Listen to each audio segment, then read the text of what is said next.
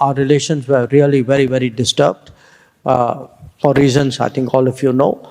We have made some progress in what we call disengagement.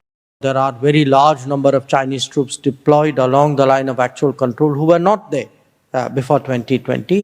Yes, we have made some progress. Our relations were really very, very disturbed for reasons I think all of you know. We have made some progress in what we call disengagement, which is when troops were very close to each other with the possibility that it could lead to some untoward incident. But that's one part of the issue. There are other aspects. The fact is, there are very large number of Chinese troops deployed along the line of actual control who were not there before 2020, and we in turn have counter-deployed. And there are other aspects of the relationship which also got affected during this period. So clearly, we have to see after the disengagement what is the direction we go. But we do think the disengagement is a welcome step. It opens up the possibility that other steps could happen. The expectation after Prime Minister Modi met President Xi was that both the National Security Advisor and myself, we would meet our counterpart. So that's really where things are.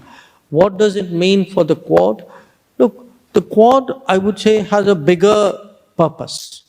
Think of the Quad. You have 4 democracies, 4 market economies, 4 countries with a strong record of global contributions, all of whom, by the way, happen to be maritime nations, who have found a kind of a common agenda on which to work. This is not a security agenda. The Quad does many things, from connectivity and climate forecasting to fellowships to... there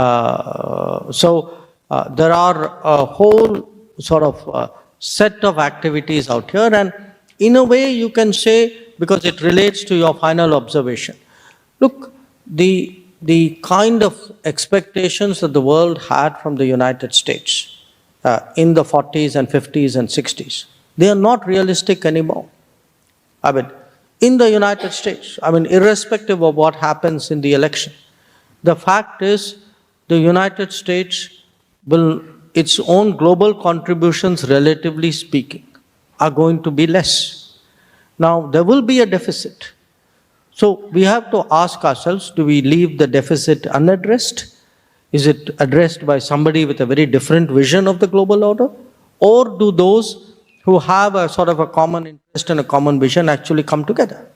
So the Quad is really option 3, which is 4 countries who feel on many basic issues that they have a common viewpoint working together.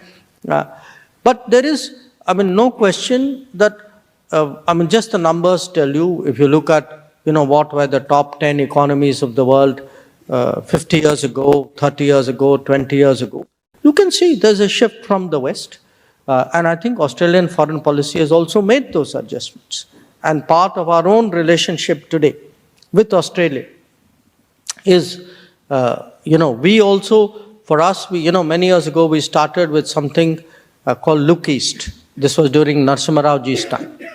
And then it kept developing from the ASEAN, beyond the ASEAN. I think today, Modi ji made it Act East. Then we took it further, saying that we need to, particularly engage the Indo-Pacific countries.